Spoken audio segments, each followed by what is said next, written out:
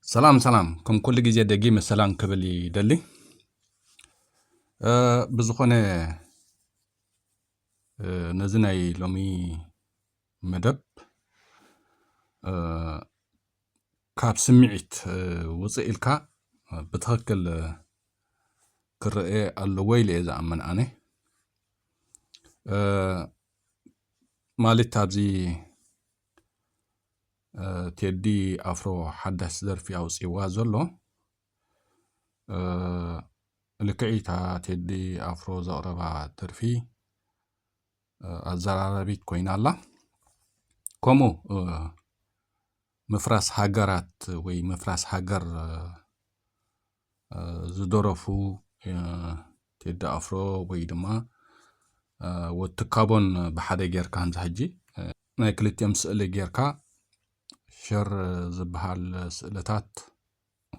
وي حسابات اللو جينتاي جيغا أباها لا نايقل سبات اللو مفراس هاجر انتاي ماليت ديو زولو زلو خوجي بالك مفراس هاجرسي انتاي ماليتيو إثيوبياوان كم بعلي تيدا أفرو هجي بقى إثيوبيا خمس فرست بدرفو نصرح لالو ماليتي إرتراوان كاني إرتراون كم زفرسات زاربو بزح حسابات اللو ماليتي حجي مفراس هاجرسي انتاي ماليتيو حنت هاجر فريسا كتبلا خلقاسي انتاي مزقات مايو نوعي هجيتي كاب سمعت وصينا تريتو ويتحسب بتهكلكم ريو علنا كم باليتي نايلوم مدب مالتي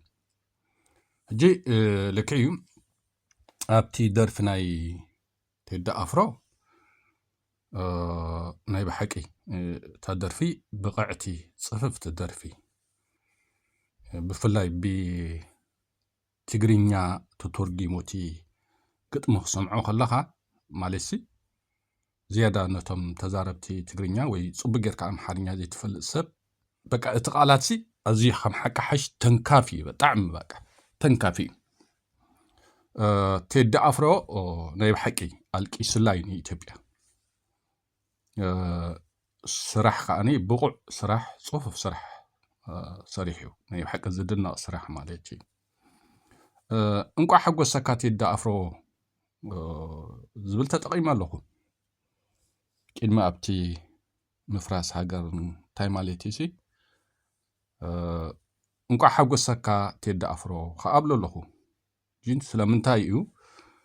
انقع حق سكات يد افرو زبل زلخو بفلا ايرتراويانسي تد افرو اب ايرتراويانن اب ايرتران زلوو زفلت سب فلتي زي فلت كا تد افرو مني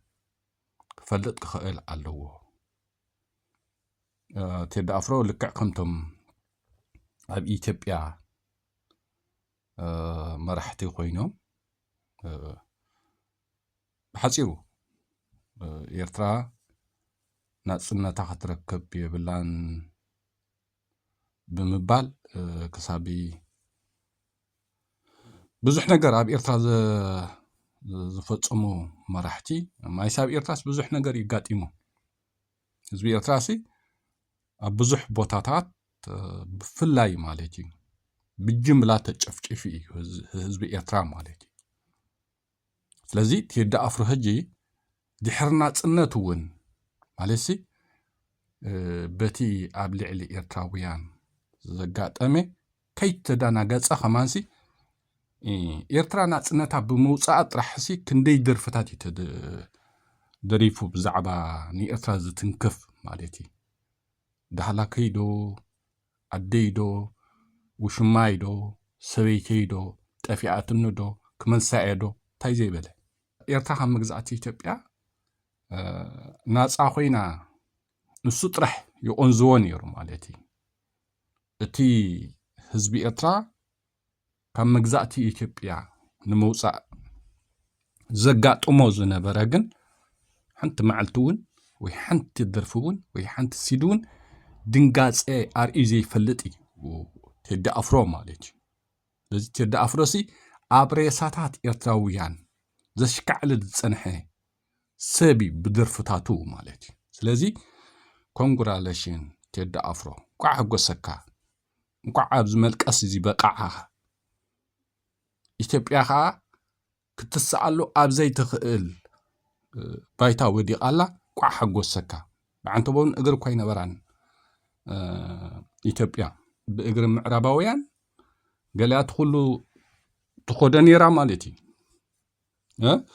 ሕጂ እዚ ኤርትራውያን ኣብዚ ሕጂ ስለምንታይ ከምኡ ትብል ገለ ነው ከምኡ ዝበሃል ደዋብልዎ ኤርትራውያን ደዋብልዎ ምክንያቱ እዚ ናይ ኢትዮጵያውያን ክሳብ ሕጂ ካርታ ኤርትራ እናቆራረጽካ ምስ ካርታ ኢትዮጵያ እቲኻ ላዕለዎት መራሕቲ ብዝፈልጥዎ ይስራሓሉ ኣብ ኢትዮጵያ ዝመጸ ፖለቲከኛ ኣብ ኢትዮጵያ ንኤርትራ ክወርዐ ናብ ኢትዮጵያ ክእትወያ እናብል እዩ ጎስጓስ ዝገብር ማለት እዩ ኦኬ ነቲ ሓሳብ እዩ ቀንዲ ኣዳመቕተን ኣዳኸርትን ደገፍትን ካብ በዓል ቴዲ ኣፍሮ እዮም ብደርፍታቶምን ብገሎምን ማለት እዩ ስለዚ ኣብዚ ሓሳብ እዚ ሕልክስክስ ከይትብሉ ኤርትራውያን ደክዩ ህዝብና ኣብ ኣዲስ ኣበባ ኣሎ ብጀይኩ እውን እቲ ንጹህ ህዝቢ ኢትዮጵያ ሕማቅ ክረክብ ኣይደልየን ኣነ እቶም ፖለቲከኛታት ኣብ ልዕሊ ዝኾነ ህዝቢ ዘካይድዎ ኣብ ኤርትራ ጥራሕ ዘይኮነ ወላ ካልእ ሃገራት ኣብየ ጎረባብቶም ማለት እዩ ኣብ ጎረባብቶም ሃገራት ጥራይ ዘይኮነ ኣብ ባዕሎም ኣብተን ክልላት እውን ኣብ ኢትዮጵያ ዘዝመፀ መራሒ ማዕረክ ክንደይ ጨካና ምዃኖምሲ ኩሉ ሰብ ፈልጥ እዩ ኣይኮነን ጎረባብቶም ዘለዋ ሃገራት ባዕሎም ንባዕሎም ነተን ክልላት ስልጣን ዝሓዙ ከም ይቢለን ክጫፎ ጸኒሖም እዚ ሓድሽ ታሪኽ ኣይኮነን ካብ በዓል ሃይለ ስላሴ መንግስቱ በቃ ዝተፈለ ነገር የለን ኣብ ኻምዛን ሪኣ ዘለና ማለት እዩ ስለዚ እትልካ እዚ መልቀስ ናይ ቴዲ ኣፍሮ ቋዕ ሓጎሰካ ይጥራሕ ክበሃል ዘለዎ እንቋዕ ሓጎሰካ እዩ ክበሃል ዘለዎ ስለዚ እቲ ጌጋ ኣብ ሃህላ ናይ ገለ ሰባት ኣሎ ምፍራስ ሃገር እንታይ ማለት ድዩ ዝብሎ ዘለኹ ሕጂ ገለ ኤርትራውያን ሕጂ እዚ ምፍራስ ሃገርሲ ወላ ንኤርትራ እዩ ደሪፍዋ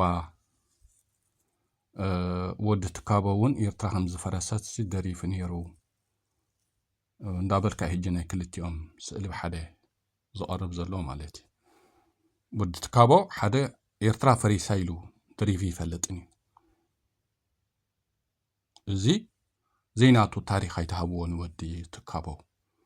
ትካቦ ኣብ ኤርትራ ከሎ ሰራዊት ከሎ ብረቱን ካላሽኑን ሒዙ ጽናዕ ዝብል ነይሩ ኣብ ድፋዓቱ ዓሪዱ ማለት እዩ ኦኬ ናብ ስደት ምስ ወፀኻ ኣብ ደንበ ፍትሒ ኮይኑ ኸኣነ ንውዳበን ጥርናፍን ሓቢርካ ንፍትሕን ለውጥን ዝቃለስ ዘሎ እምበር ስለዚ እዚ ናይ ወዲ ትካቦን ናይ ቴዲ ኣፍሮን በበይኒ ቴዲ ኣፍሮ ቆቢፅዋይ ክትስእ ከምዘይ ትኽእል ኢትዮጵያ ሲ ፈሊጡ ናይ መወዳእታ ይዘልቅስ ዘሎ ቴዲ ኣፍሮ ዓይቢ ስነ ጥበባዊ ዳርጋ መንግስቲ ቴዲ ኣፍሮ እኮ ኣብ ኢትዮጵያ እዚ ከምዚ ዓይነት ደርፊ እዚ ኣብ ኢትዮጵያ ምድራፍ ከዓኒ ቀሊል ኣይኮነን ማለት እዩ ግን ስለምንታይ ቴዲ ኣፍሮ ነዚ ደርፊ ዘሪፎ እንተልካ በቃ ቀቢፅዋ ናይ መወዳእታ ኢትዮጵያስ ክትስእ ከምዘይ ትኽእል ፈሊጥዋ ማለት እዩ ሕጂ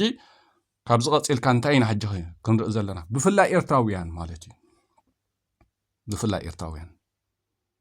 ምፍራስ ሃገርሲ እንታይ ማለት እዩ ኣብዚ ናይ ኤርትራውያንን ናይ ኢትዮጵያን ሕጂሲ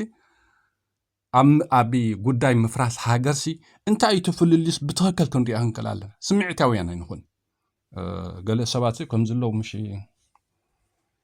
5-6 ኣሕዋቶም ከለውዎምሲ ገለ ሰብ ንውልቆም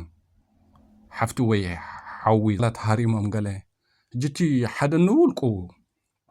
ሓፍቲ ይብሉ ሓዊ ይብሉ እንድሕሪ ብሰብ ተበዲሉ ተሃሪሙ ኩልና ንፈልጦ እዩ እንታይ ዝብል ዘራይ ዘይብለይ ርኢኹምኒ ይብል ማለት እዩ ነቲ ዘረባ ገለ ሰባት ቶም ከምኡ ዝብሉ ሓፍቲ ይብሎም ሓዊ ይብሎም መምስ ተሃረሙ ዘራይ ዘይብለይ ስለ ዝረኣኹምኒ ዝብሉ ንሶም ብዝበልዎ እንታይ ብሉ ሕጂቶም 5-6-7-10 ዘለዎም ኣሕዋቶም እንታይ ብሉ ገለ ነገር ምስ ኣጋጥመቶም ዘራይ ዘይብለይ ርኢኹምኒ ዝብሉ ሰባት ኣለዉ መስተማሰልቲ ማለት እዩ በቃ ምሳልሲ ደስ ዝብሎም ማለት እዩ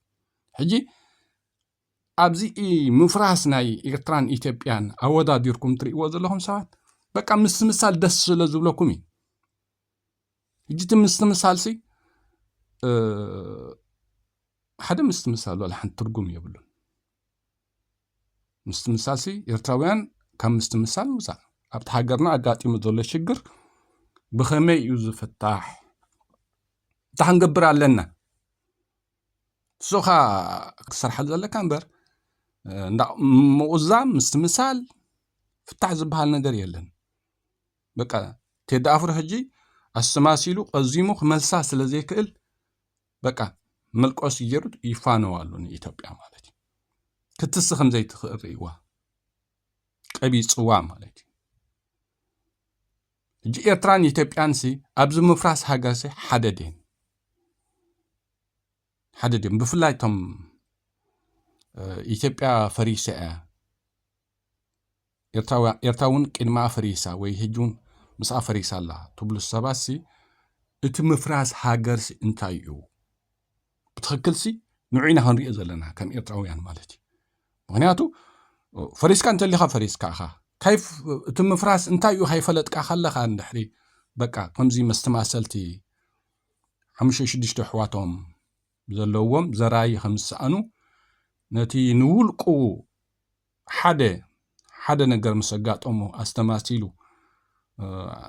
ዘራይ ዘይብለይ ሓፍቲ ሓዊ ዘይብለይ ርኢኹምኒ ኢሉ ዘስተማስል ርኦም 5-6-7-10 ኣሕዋቶም ከለዎም ዘራይ ዘይብለይ ርኢኹምኒ ዝብሉ ከምኦም ኣይንኹን ኤርትራውያን ማለት እዩ ኢትዮጵያውያን ካልቆሱ ግድነት እዩ እንታይ ሕጂቲ ምፍራስ ሃገር እንታይ እቲ ንኤርትራውያን ኢትዮጵያውያን ዝፈላለየና ብትኽክል ክንሪኦ ክንክእል ኣለና ከም ኤርትራውያን ኢትዮጵያውያን የልቆሱ ኣለዉ ቀቢፆም እሞ ንኤርትራ ንቕበፃ ነልቅስ ግን እንታይ እዩ ዝኮነካ ሶም ሕማሞም ክፍወስ ኣብ ዘይክእል በፂሖም ኣለዉ ኤርትራውያን ከ ሕማምና ክፍወስ ይኽእል ኣይክእልን ብትኽክል ሕማምና ክንፈልጦ ክንክእል ኣለና እምበር ኢትዮጵያውያን ስለ ዝቐበፁ ኤርትራውያን ከዓ ንቕበፃ እንታይ ማለት እዚ ሕጂ ተንገለገለ ሰባት ክትደናገሩ የብልኩምን ምክንያቱ ኣብዚ ናይ ኤርትራውያን ብዙሕ ዓይነት ጠባያት እንዳተርአ መፂ ኣብ ደንበ ፍትሒ ብፍላይ ኣብ ደንበ ፍትሒ ዘለናሲ ነቲ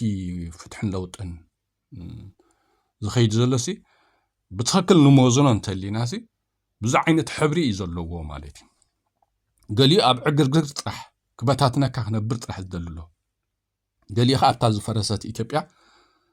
ዘልቆስላ ዘሎ ኣብኣ ክእትወካ ዝደልሎ አንድነት ኢሉ ማለት እዩ ገለ ተመሳሳሊ ከምኡ ዓይነት ሽግራት ፈጢሩካ ኣብ ልዕሊ እቲ ዘሎ ብእስያስን ብጉጅሉኡን ብህግደፍን ተፈጢሩ ዘሎ ኣብ ህዝብና ናብ ሃገርና ኣብ ልዕሊኡ ካልእ ሽግር ክውስኹ ዝደልዩ ሰባት ኣለዉ ኣብዚ ደንበ ፍትሒ ሕጂ ዘረባ ሰሚዕና ጥራሕ ተድሕርቲ ዘረባ ዝኽዝኽ ኣይንበል ከም ህዝቢ ብዛዕባ ህዝብን ሃገር እንድሕር ትሓስብ ኣለኻ ብትኽክል ነገራት ክትሪኦ ክትክእል ኣለካ ክበኺዩ ርኤ ክበክለኒ ክቆብፅዋ ርእዮም ንሕና ኻ ንቕበፃ እዚ ሕጂ ጌጋ እዩ ኤርትራን ኢትዮጵያን በበይነን ናይ ዶብ ኣይኮንኩም በበይነን ዝብል ዘለኹም ናይ ዶብ ጥራሕ ኣይኮነን ናይ ዶብ ከም ትኹልና ንፈልጦ እዩ በበይነን ሃገራት እየን ኣተሓሳስባ እውን በበይነን እየን ስነ ልቦና ናይ ኤርትራውያንን ናይ ኢትዮጵያውያን በበይኒ ሕጂ እቲ ኣተሓሳስባ ከም ህዝቢ ኣብ ኢትዮጵያውያንን ኣብ ኤርትራን ዘሎ ንሱ ሕጂ ነቲ ምፍራስ ሃገር እንታይ ማለት እዩ ዘብለና ማለት እዩ ማለት ሰባት ይሞቱ ስለ ዘለዉ ሃገር ፈሪሳ ማለት ኣይኮነን ወይ ድማ ሓደ መራሒ ዲክታተር ከም ዝናይ በዓል ኢሳያስ ሕጊ ብልካ ቋሚ ብልካ ዝኣስረካ ዘቕትለካ ሓደ ስቱፒድ ሰብ ይመርሓ ስለ ዘሎ ሃገር ፈሪሳ ማለት ኣይኮነትን ሕጂ ብትኽክል ኤርትራውያን ኣነ ኳኹም ኩሉ ኤርትራዊ ሃገር ማዕርያ ትብፅሕና ንኾለና ግን ምፍራስ ሃገር ክትብል ከለኻ ኤርትራን ኢትዮጵያን ኣወዳዲርካ ኣብ ጉዳይ ምፍራስ ክትመዝነን ከለኻ በበይነን ኢትዮጵያ ሽግራ ኣብ ኣሕመድ ጥራሕ ነይሩ ተዝኸውን ከምዚ ንኤርትራ ሽግራ ኢሳያስ ጥራሕ ኮይኑ ዘሎ ወይ ድማ ኢትዮጵያ ሽግራ ኣብ ኣሕመድን ብልፅግናን ጥራይ እንተዝኸውን ወይ ድማ ሽግር ኤርትራ ከምዚ ሽግር ኤርትራ ኢሳያስን ህግደፍን ጥራይ ሽግራ ኣብ ኢትዮጵያ ከምኡ እንተዝኸውን ሽግር ኢትዮጵያ ኣብ ኣሕመድ ብልፅግናን ጥራይ እንተዝኸውን ነይሩ ምተፈወሰ ሃገር ታ ኢትዮጵያ ፈሪሳ ክትድሕን ኣይትኽእልን እያ ኣይምተባህለን ክትድሕን ትኽእል እያ ምተባህለ ነይሩ ሽግሪ ኢትዮጵያውያን ኣብ ኣሕመድ ጥራይ ነይሩ ተዝኸውን ማለት እዩ ሽግሪ ኢትዮጵያውያን ፈሪሳ እያ ብቐደማ ብፈትሊ ተላጋጊባ ዝነበረት እያ ብኣሜሪካ ብገለ ማለት እዩ እቲ ፈትሊ ተበቲኹ እዩ ኣብ መልቃስ እትይዎ ዘሎኒ ቴዲ ማለት እዩ ሕጂ እቲ ናይ ኢትዮጵያ ምፍራሲ ኢትዮጵያ ሃገር ክትበሃል ኣብ ዝነበረትሉ ወይ ክሳብ ዘላትሉ ሕጂሲ በተን ክልላት እየን እዘን ክልላት ከኣንሲ ደም ተፋሲሰን እየን በቃ ሓደ ካብ ሃይለ ስላሴ ካብ መንግስቱ ታሪክ ከመይ ኩሉ ሰብ ዝፈልጡ እዩ ከይድካ በቃ ቁሩብ ህወሓት እዩ ክስታይ ገይሩ ነይሩ ማለት እዩ ድሕሪ ህወሓት ግን በቃ ሙሉእ ብሙሉእ ሃገር ወይ ኢትዮጵያ ናበይ ከይዳላ ማለት እዩ ክትፅገነሉ ኣብ ዘይትኽእል ሰዓት እያ በፂሓ ዘላ ሕጂ እቲ ሽግር ናይ ኢትዮጵያ ተስካር ጥራሕ ተሪፍዋ ዘሎ ዘበለና ዘሎ ሽግራ ኣብ ኣሕመድ ጥራሕ ኣይኮነን ኢትዮጵያ ምናልባት ኣብ ኣሕመድ ዝፈጠሮ ወይ ድማ ኣብ ኣሕመድ ዘጋደዶ ሽግር ክኸውን ይኽእል እቲ ናይ ኢትዮጵያ ግን ካብ ቀደማ ካብ ሃይለ ስላሴ ካብ መንግስቱ እናበልካ ዝመፀ እዩ ሕጂ መሊሱ ተተኪሱ መሊሱ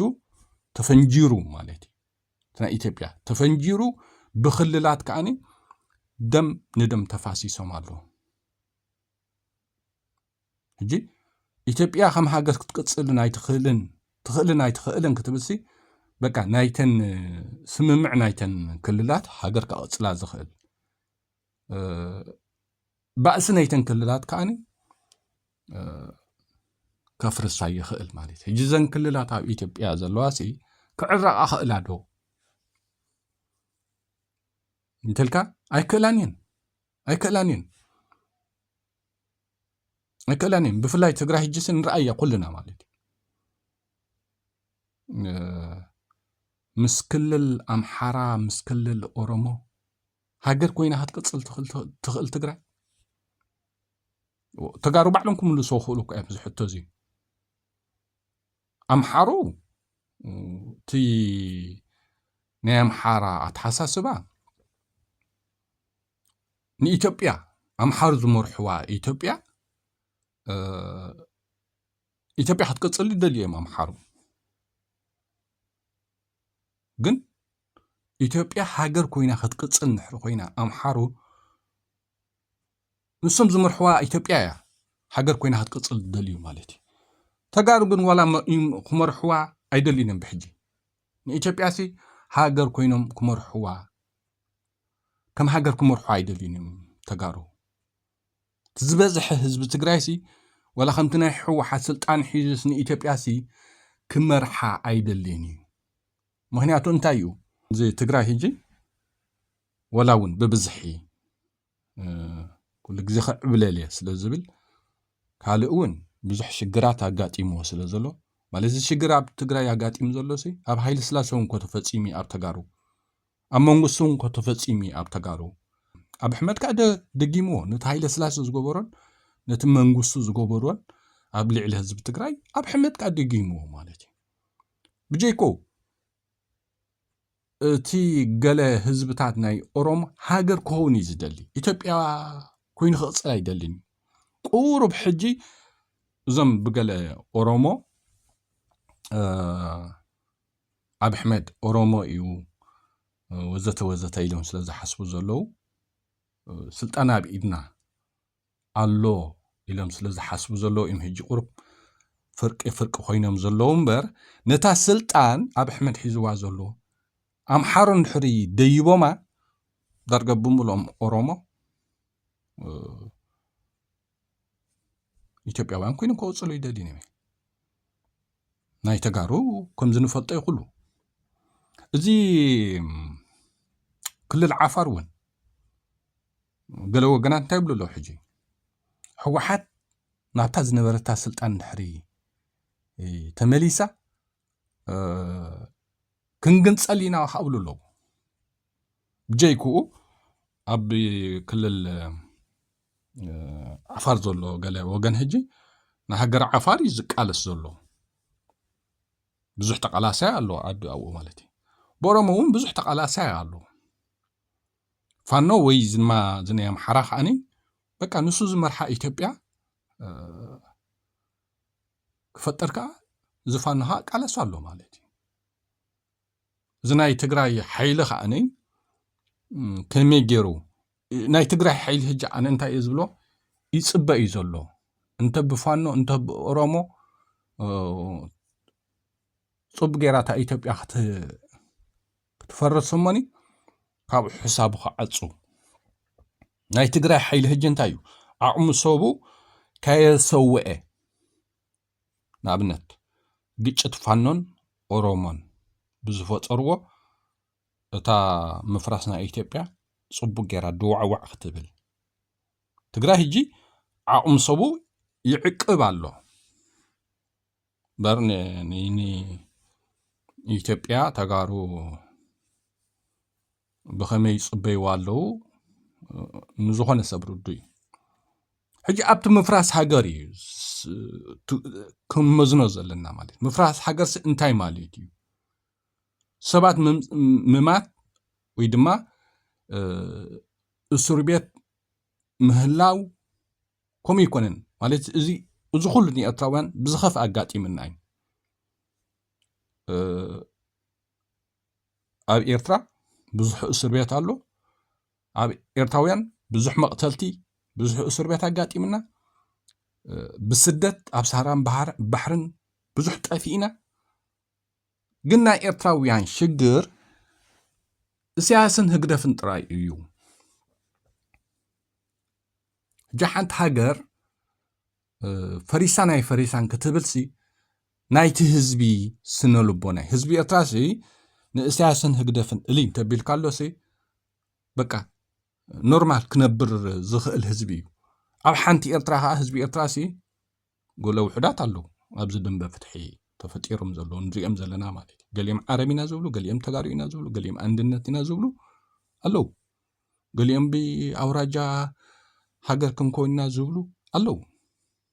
ገሊኦም ብሃይማኖት ዝሓስቡ ኣለዉ እዚኦም ግን ቁንጣር እዮም ዓቕሚ ዘለዎም ሰባት ኣይኮኑን ጡፍ ኢልካ ብጥፍጣፍካ ትቀብሮም ትኽእል ሰባት እዮም ዓቕሚ ዘለዎም ሰባት ኣይኮኑን ማለት እዩ ትስዓን ገለን ሚእታዊት ህዝቢ ኤርትራ ግን ሽጉሩ እስያስን ህግደፍን ጥራሕ እዩ ንህዝቢ ኤርትራሲ እስያስን ህግደፍን ኣሊኻሲ ሕማም የብሉን ህዝቢ ኤርትራ ስለዚ ሃገር ኤርትራስ ክትፈርስ ኣይትኽእልን እያ ምክንያቱ እቲ ምፍራስ ሃገርሲ ኣብ ምንታይ ክዕቀን ዘለዎ ኣብቲ ህዝቢ ክዕቀን ዘለዎ ህዝቢ ኤርትራ ብሃይማኖት ሽግር የብሉን ብሃይማኖት ዝፋጠጥ ህዝቢ ይኮነን ተኣብዝሓ ትስዓን ገለን ሚእታዊት ህዝቢ ኤርትራሲ ትዝበዝሕ ትስዓን ገለን ሚእታዊት ህዝቢ ኤርትራሲ ብሓንቲ ኤርትራ እዩ ዝሓስብ ስለዚ ብሓንቲ ሃገር ዝሓስብ ህዝቢ ከዓኒ እቲ ሃገር ክትፈርስ ኣይትኽእልን እያ ስለዚ ምፍራስ ኤርትራን ኢትዮጵያንሲ ዘቀራረቡን የብሉን ዘመዛዝኑን የብሉን ኣብ ሞት ኮ ዋላ ልዕሊ ኢትዮጵያውያን ንመውት ንህሉ ኢና ኤርትራውያን ብኩናት ድዩ ብስደት ድዩ ብእስር ቤት እስያስን ህግደፍን ዝፈጠርዎ ድዩ ብሞትሲ ህዝቢ ኤርትራ ክሳብ ሕጂ ልዕሊ ኢትዮጵያውያን ዋላ ክንመውት ሜትና ክንከውን ንኽእል ኢና ግን ምፍራስ ሃገር ንሱ ይኮነ መዐቀን እዩ ሕጂ ትእሰር ስለ ዘለኻ ሕጂ ትጭቆን ስለ ዘለኻ ሕጂ ቁዋም ስለ ዘይብልካ ሕጂ ትስደት ስለ ዘለኻ ምፍራስ ሃገር ብኢኮነ ዝዕቀን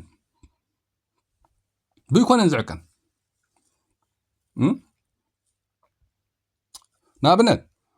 ንኢትዮጵያውያን ሕጂ ኣብ ኣሕመድ ኣሊ ካሉን ክዕረቑ ክእሉ እዮም ብሓደ ኮፍ ክብሉ ይክእሉ እዮም ዘንክላት ኣይክእሉ እዮም ህዝቢ ኤርትራ ግን እስያስ ንሕርጉ ሒፍካሉ በቃ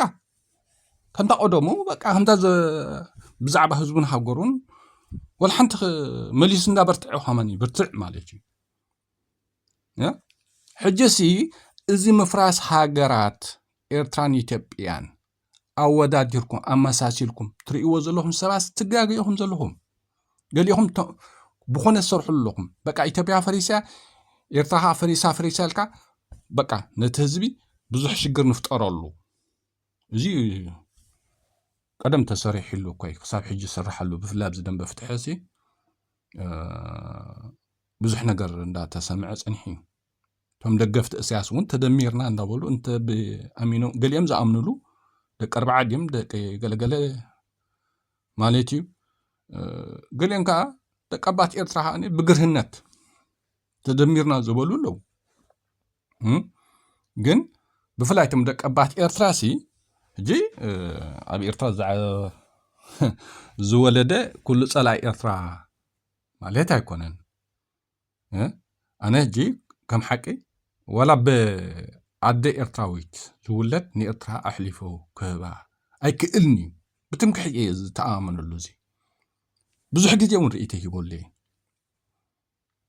ወላ በደ ካብ ኤርትራዊት ኣደ ዝውለድ ንኤርትራን ህዝቢ ኤርትራን ኣሕሊፉ ክህብሲ ኣይክእልኒ ብፍጹም ኣይክእልኒ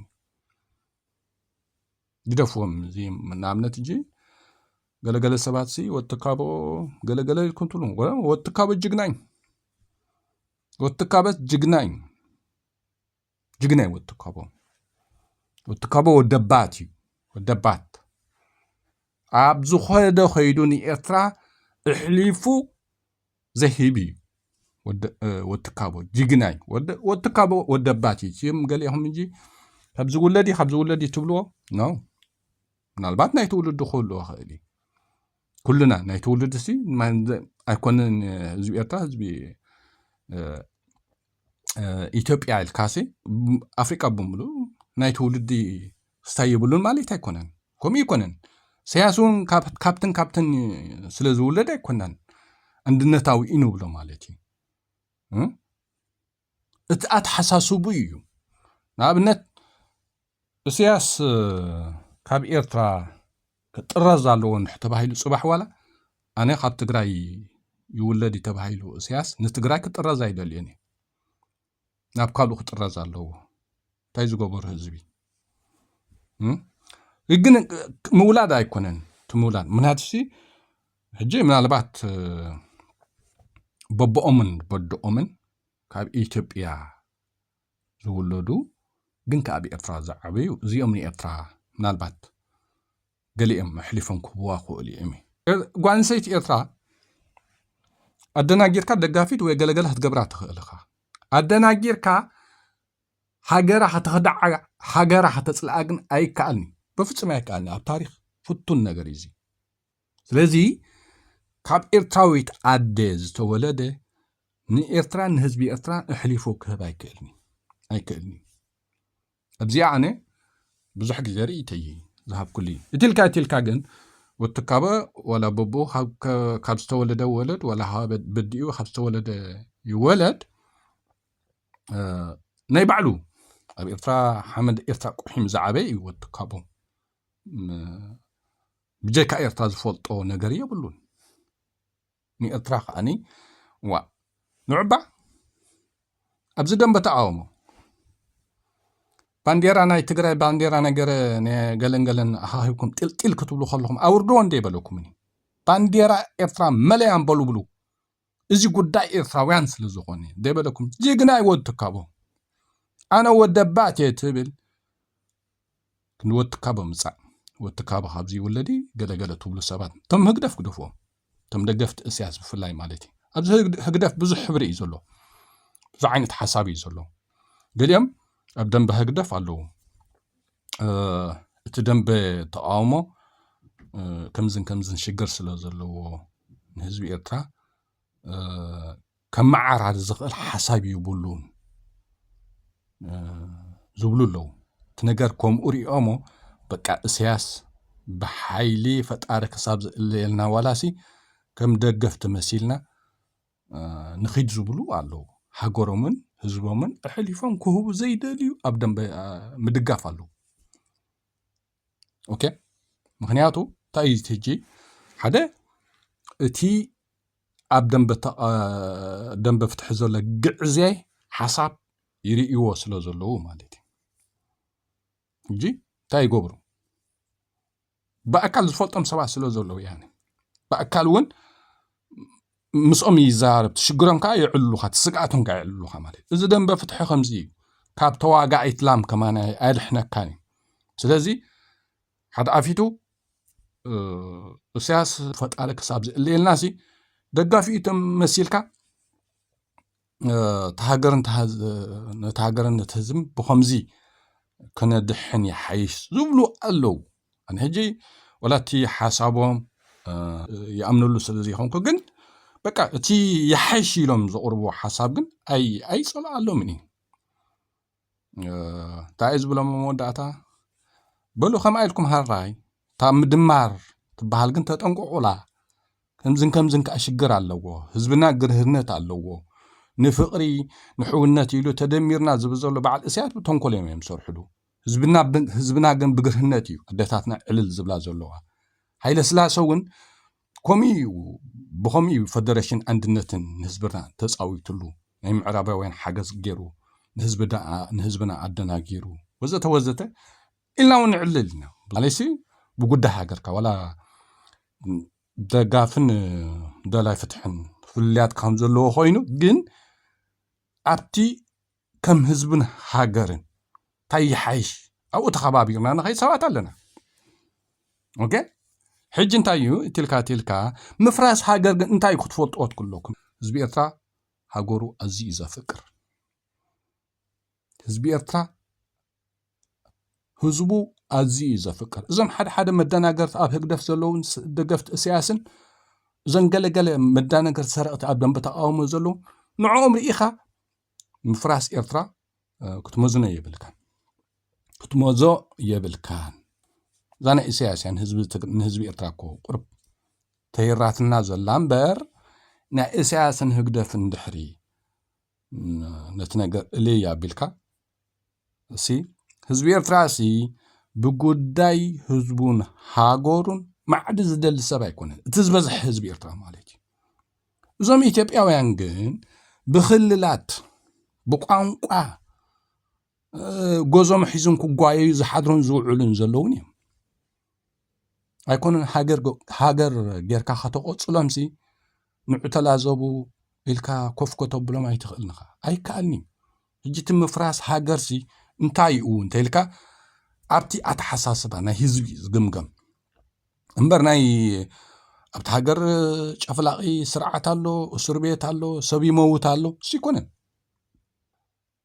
እትልካ ግን ኣብ ኤርትራ ገለገለ ናይ ገለገለ ሰባት ፀገም የለን ማለት ኣይኮነን ሲያስን ጉጅሉን ዝፈጠርዎ ማለት እዩ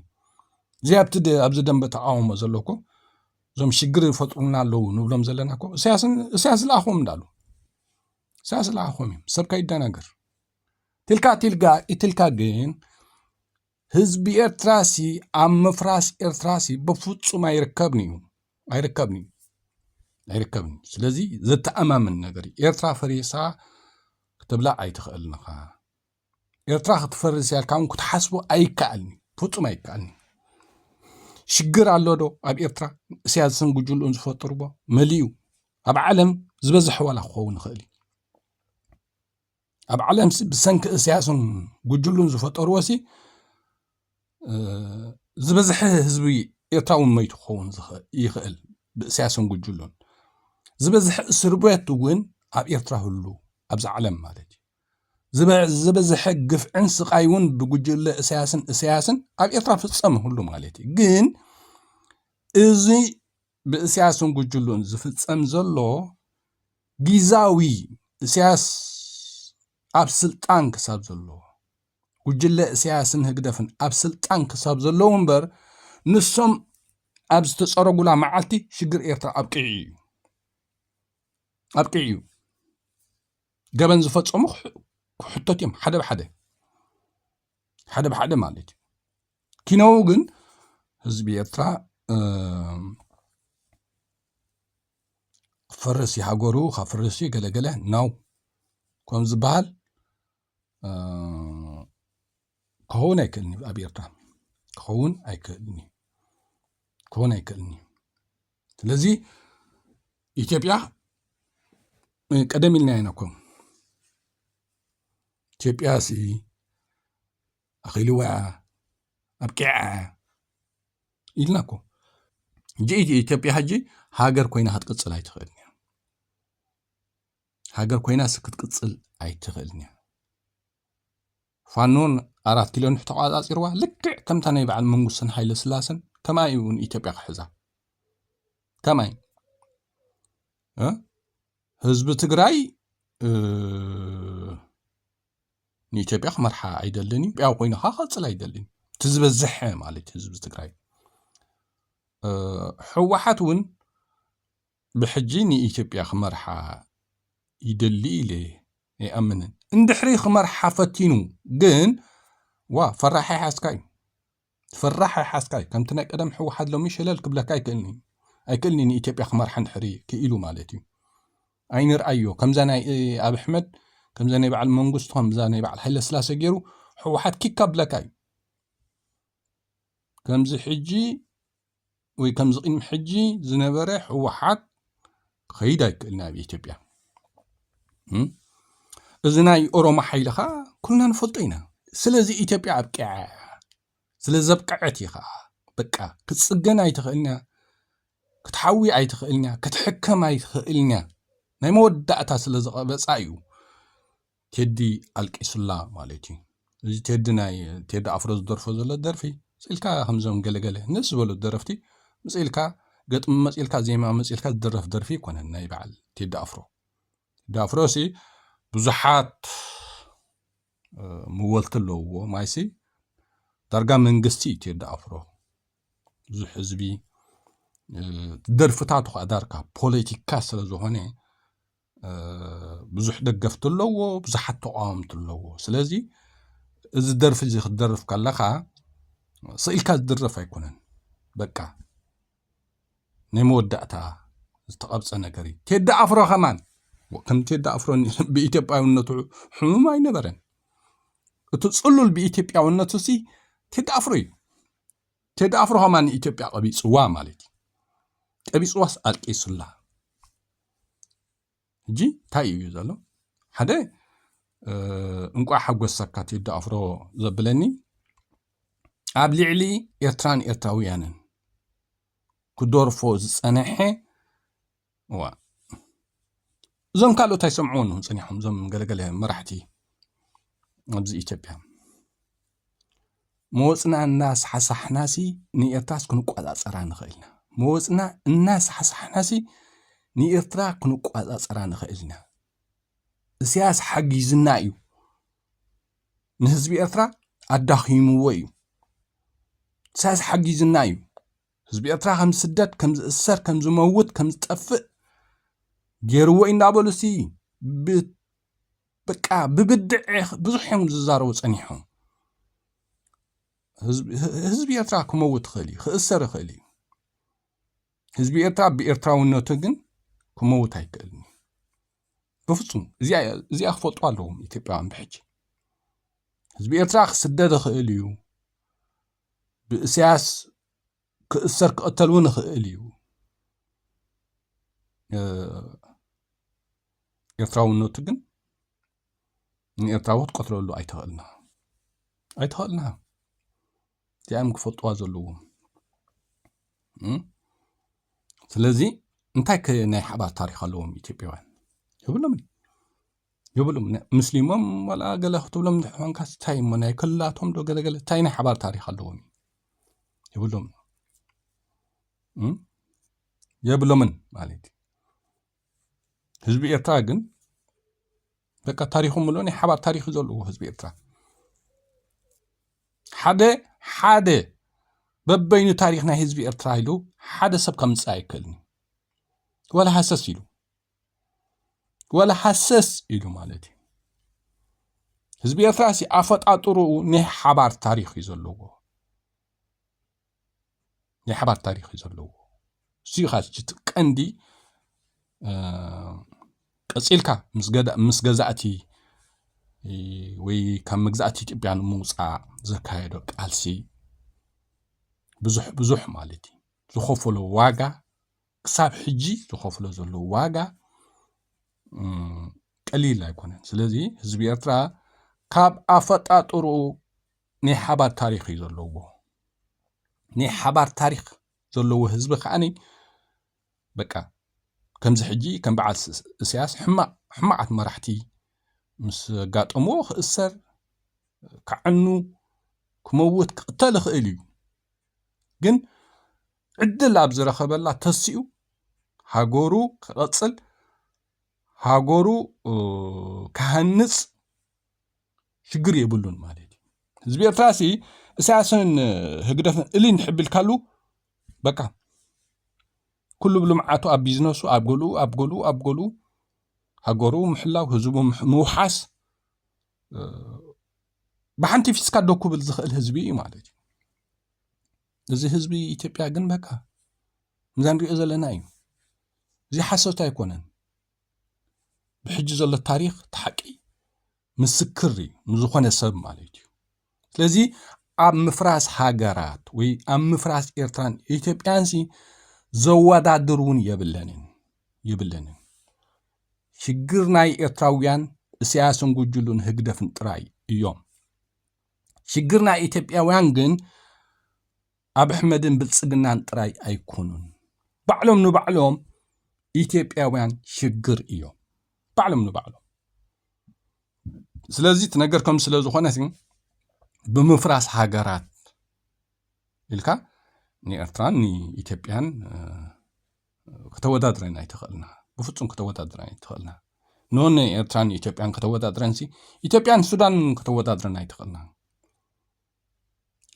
ኢትዮጵያን ሱዳንን ወንሲ ከተወዳድረን ኣይከኣኒ ሱዳናውያን ኩናት ሕድሕድ ምሽ ኣጋጢሞም ኣሎ ግን ኩናት ሕድሕድ ወሊዑ ዘሎ መን እዚ ሂመት ካበይ ዝመፀ እዩ ንዕኡ ጉሒፎም እንድሕር ጉሒፎም እኮ ሱዳናውያን ወላ ሓንቲ ሽግሮም ክዕራቕ ይኽእል እዩ ማለት እዩ ስለዚ ነገራት ብሓቂ ክንሪኦም ክእል ኣለና እቶም ገለገለ ኤርትራውያን ከዓ ኣይትደናገሩ በቃ ሃገርና ፈሪሳ ኣኺልዋ ከም ኢትዮጵያ ዓንያ ክጽገና ይትኽእልኛ ወዘተ ወዘተ ክደፍዎ እዚ መደናገርቲ ዝፈጥሮ ዘለዉ ሰባት እዮም ከይትጋገዩ ብሕጂ ሽግር ኤርትራ ወይ ሽግር ኤርትራውያን ኢሳያስን ጉጅሉን ህግደፍን ጥራሕ እዩ ጉዳይና ንሱ ጥራሕ ምዃኑ ክንፈልጥ ክንክእል ኣለና ሃገርና ፈሪሳ ህዝብና ተፈላልዩ ዝበሃል ግን ጸላእቲ ብኮነ ኢሎም ዝሰርሑሉ ዘለዉ እዮም ኣብ ህግደፍ ኣለዉ ኣብ ደንበ ተቃውሞ ኣለዉ ኤርትራ ፈሪሳ ኣብ ቂዓ ህዝቢ ኤርትራ ተራሒሑ ተበታቲኑ እዩ ገለ እናበሉ እንታይ ዝገብሩ ምብትታን ኤርትራውያን በቃ ናብ ፍጹም ጥፍዓት ክወስድዎ ዝደልዩ ሰባት ኣለዉ ኣብ ህግደፍ ኣለዉ ኣብ ደንበ ተቃውሞ ኣለዉ ስለዚ እቶም ቁንዓት ኤርትራውያን ሽግር ሃገርኩምን ሽግር ህዝብኩምን እንታይ እዩ ብትክክል ፈሊጥኩም ሽግር ሃገርኩም ወይ ሽግር ህዝብኩም ኢሳያስን ጉጅሉን ህግደፍን እዚኦም ጥራሕ ምዃኖም ፈሊጥካ ከላስ ኪነው ግን ህዝቢ ኤርትራ ብህዝቡን ብሃገሩን ዝኾነ ሽግር የብሉን ዝኾነ ኤርትራ እዚኣ ተሓቀኛ ኤርትራዊ እዚኣ ምዃኑ تا شجر إرتوانس إزاي مخانا فلت قلالو كال زربا بيمان بسأجام زمساكم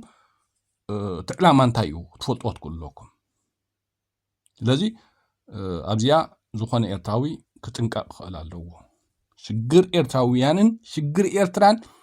سياسن جوجلون هجدفن بقى كينو شجر إرتاويان زبحال نجر يلانش كينو شجر إرترا زبحال يلان إرترا عنيا سياس دزرت جيروالو وجيروالو هذا معلت مسألة ناقن إرترا تهنزيا سياس أسر بيت جيرون هزبي إرترا يسألون تولو هذا معلت سياس مسحازناي سقاي كبقين كلا خل وزتت شجرني إرترا ويانسي سياسن جوجلون هجدا في المسألة خا زبقيو تلازي زخون إرتراوي نزي تنقلات زربا بقرهنت كريئيو بلون شجر كان تايو كمي بالكها شجر كاتفتح زيا تنقاق يدليا إتبيا فريسة إتبيا خطر رأيتها إلنا إرتراون كما بقى كلن فريسين كمزدو ناوي زيو تنقول لكم فريسنا نابلكم كترححا قموني بقى صباح نقوه أبزو خونة نقر كترحوبو كم إرتراويان كم زيبلكم يسرح زولو زسرح زي خطري زخونة سب فلطة زولو لذي جاء زخونة سب كتنقى الله تلالوه شجر إرتراويان شجر إرتران سياسن وجولون هقدافن زيام ترين زيام بحرقو حفا بيلنا إرتراويان كم إرتراويان بسلامة أب حقرنا بهزبنا أبتان فتوى حقرنا بسلام كنا بتصقم زبها ليبلنا كم إرتراويان ناي حبار تاريخ مبر ناي ببيننا تاريخ يبلنا إرتراويان بكا تصبو نقرنا نسي ولا كساب حجي كم هزبي بزوح شجر يقاط منا انتحلوه قدم كبزوحات جزاءتات كساب حجي هزبي إرترا أموتن سقين ولا انتحلوه بكا تشجر إرتراويان تا تاريخ إرترا نقول لك معرة ولا أساسكو نهزب إرترا بحيمانوت بجلجلة فلالي أي قتلن نقول لنا بمعرة قتلنا منقصو بمعرة نقول لنا قتلنا نيرو حيل سلاسة بمعرة يقتلنا نيرو حيل سلاسة ني بوليتيكا أوروب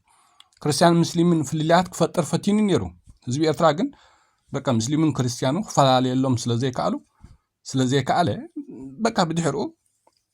هلا سلاسون نخلنا معرض طفعنا نيرو مالتي منقصوها نخلنا معرض طفعنا نيرو مالتي سياسون بمعرض إذا طفعنا زول الحجي بمعرض نخلنا مالتي سلازي ولا تركويان ولا إنجليزيوان ولا إيطاليوان أتيمسي زكايدوس بمعرض إرتراويان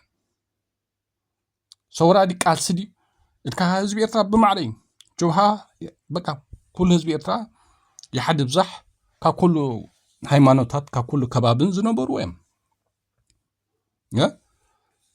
ህዝባዊ ግንባር ከምኡ ማለት እዩ ስለዚ ናይ ኤርትራውያን በበይኖም ታሪክ ዝበሃል የለን ጽቡቕ ነገርና ወላ ሞት ጥፍዓት ይኹን ስቃይ ይኹን ታሪክና ብሓደ እዩ ሕጂ በበይና ታሪክ ከም ዘለና ሃገርና ክትፍወስ ከም ዘይትኽእል ከም ዝፈረስና ከም ኢትዮጵያ ዝስራሕ ዘሎ ተንኮል እዩ ዝኾነ ኤርትራዊ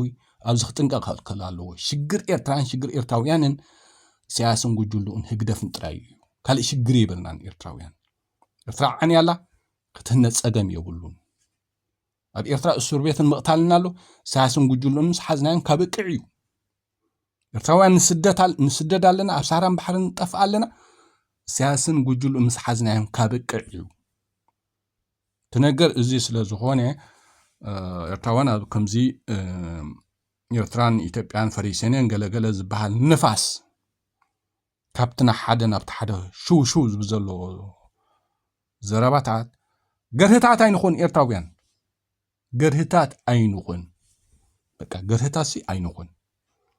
ብጉዳይ ህዝብን ሃገርን ክበሃል ከሎሲ ገርህታት ኣይትኹን ስለዚ ጥንቃቐ የድሊ እዩ